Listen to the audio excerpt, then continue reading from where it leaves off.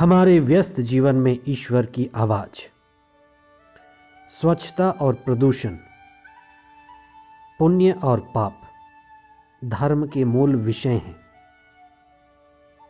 हम हमारे जीवन में कुछ चीज़ों को न खाएं और ईश्वर उसे खुश हो जाए, और कुछ चीज़ों को खाएं और ईश्वर उसे दुखी हो जाए, ऐसी कोई बात नहीं है। हमारे खाने या ना खाने से ईश्वर को कुछ नहीं होता। हमारी मुक्ति उसके आगे है। हाँ, किस तरह से खाना और पीना हमारे चेतना को प्रभावित करते हैं, इस पर हमें चिंतन करने की जरूरत है। हम जो चुनते हैं वही हमारे जीवन में बढ़ता है और फैल जाता है। अगर हम अंधेरा को चुनेंगे तो हम अंधेरे में भटकेंगे। अगर हम खेती नहीं करेंगे तो खरपतवार ही खरपतवार होगा। अगर हम प्रकाश को चुनेंगे तो हमें दिव्य दृष्टि मिलेगी और हम चीज़ों को बड़ी स्पष्टता से देख पाएंगे, और इस चीज़ों को स्पष्टता से देख पाना ही आध्यात्म है, जिससे सही निर्णय संभव हो सकेगा। राजा सुलेमान ने अपनी जिंदगी में विवेक यानी प्रभु की प्रज्ञा को चुना। उन्होंने ईश्वर से विवेकपूर्ण बातें सीखी, ईश्वर से जुड़कर विवेकपूर्ण न्याय दिया और ईश्वर से प्रार्थना में जुड़कर विवेकपूर्ण और चेतनशील ईश्वर केंद्रित जीवन जिया। इसी क्रम में उसे यश भी मिला, धन संपत्ति और प्रतिष्ठा भी मिली, सारा वैभव भी मिला। अरब की महारानी शेबा सुलेमान से ईश्वर की महान प्रज्ञा, सूझबूझ, राजकीय व्यवस्था देखने और सीखने आई, और सुलेमान से वह बहुत प्रभावित हुई। 5वां सामान्य सप्ताह 9 फरवरी 2022 बुधवार। पहला पाठ राजाओं का पहला ग्रंथ अध्याय 10 पद संख्याएं 1 से 10 तक, और संत मार्कुस का सुसमाचार अध्याय 7 पद संख्याएं 14 से 23 तक। मनुष्य का चुनाव ही उससे या तो बनाता है या बिगाड़ता है। हमारा जीवन हमारा चयन है। जो हम चुनते हैं वही हमारे अंदर बढ़ता है, और यह चुनाव प्रतिदिन है, प्रतिपल है।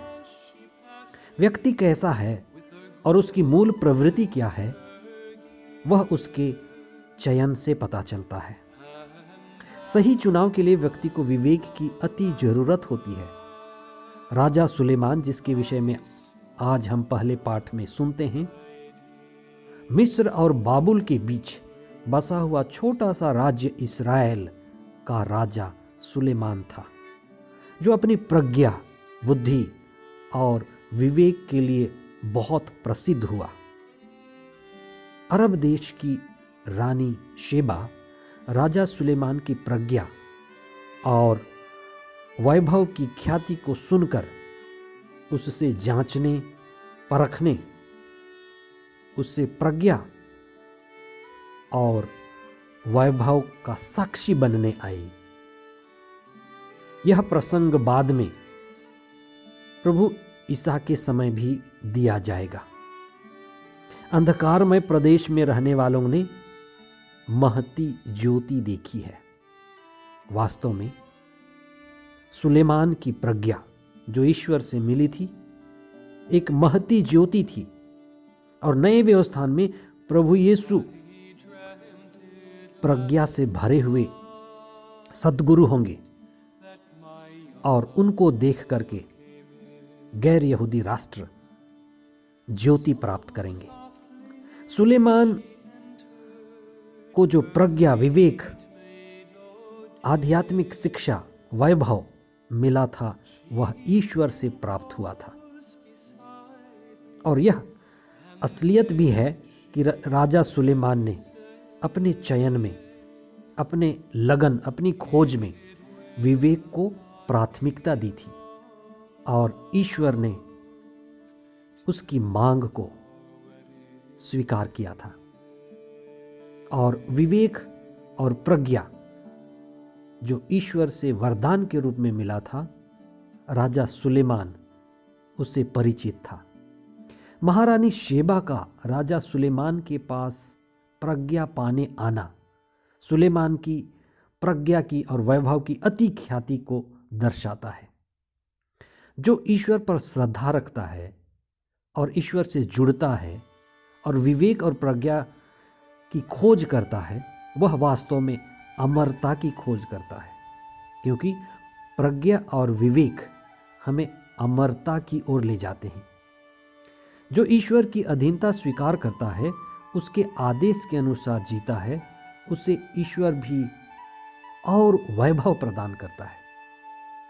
अरब की रानी शेबा बहुत धनी थी, उसके पास किसी चीज की कमी नहीं थी, लेकिन ईश्वर के प्रति श्रद्धा और ईश्वर के द्वारा प्राप्त प्रज्ञा और वैभव को वह पाना चाहती थी। उसके धन संपत्ति, उसकी सुंदरता प्रज्ञा के सामने फीकी पड़ गई, इसलिए वो सुलेमान और सुलेमान के द्वारा प्रज्ञा और प्रज्ञा के द्वारा वो ईश्वर की ओर आकर्षित थी। जीवन में ईश्वर की आशीष और कृपा, विवेक, प्रज्ञा और आत्मा के विभिन्न वरदान, यही सर्वोत्तम है। शेबा का सुलेमान के पास आना शेबा का सुलेमान के मंदिर की ओर आकर्षण है, और ये आकर्षण ईश्वर के द्वारा है। हम प्रतिदिन प्रार्थना करें कि पवित्र आत्मा की प्रज्ञा और विवेक हमें अपनी ओर आकर्षित करे, और ये विवेक हमें ईश्वर की ओर और आध्यात्मिकता की ओर आकर्षित करे। प्रदूषण और स्वच्छता, पाप और पुण्य धर्म के मूल विषय हैं। पुराने जमाने में ईश्वर द्वारा जो नियम नबियों ने लोगों के बीच में दिया था, वह अविकसित व रूढ़िवादी समाज को सुधारने के लिए था। प्रारंभ से इस्राएलियों के बीच कुछ अशुद्ध जीव माने गए थे, जैसे सूअर, खरगोश, कुष्ठ रोगी और मुर्दों को स्पर्श करना। ये अशुद्ध माने जाते थे, और जो भी इन्हें स्पर्श करते थे उनको अपवित्र कहा जाता था, इसलिए उनको शुद्धिकरण की आवश्यकता होती थी। तेल में कीट पतंग का गिर जाना, बिना धोए भोजन करना, ये स्वच्छता के लिए अच्छा नहीं था, और इसी को लेकर के लोग समझते थे कि ये चीजें अशुद्ध हैं। नबियों के द्वारा ईश्वर ने लोगों को प्रगतिवादी बनने और स्वच्छता और पवित्रता की दिशा में आगे बढ़ने के लिए ये नियम दिए थे। लेकिन हमें याद रखना पड़ेगा कि उस समय समाज रूढ़िवादी थी और अविकसित समाज थी। ईसा के समय चीजें बदल चुकी थी, बदल रही थी, और लोग प्रगतिवादी हो गए थे। लेकिन बात केवल बाहरी शुद्धि और बाहरी अशुद्धता की नहीं है। ईसा इन चीजों से लोगों को गहराई में ले जाते हैं कि वास्तव में गहरी बात है बुरे विचार की उत्पत्ति, मन की अशुद्धता। बात आंतरिक अशुद्धि की है। मन में बुरे विचार का उद्गम कहाँ होता है? विषय ये है, पाप व बुराई का मूल कारण खाना पीना नहीं, खाने पीने के आगे है। और खाने पीने के आगे है हमारे मन में जो नकारात्मक सोच है, नकारात्मक दृष्टि है, बुरी दृष्टि और बुरी भावना है, और बुरी प्रवृत्तियां हैं जो हमें ईर्ष्या, द्वेष, हिंसा और वासना की ओर झुकाती हैं। हमें इनसे सजग होना है। इसीलिए कहा गया है कि खाली दिमाग शैतान का घर है।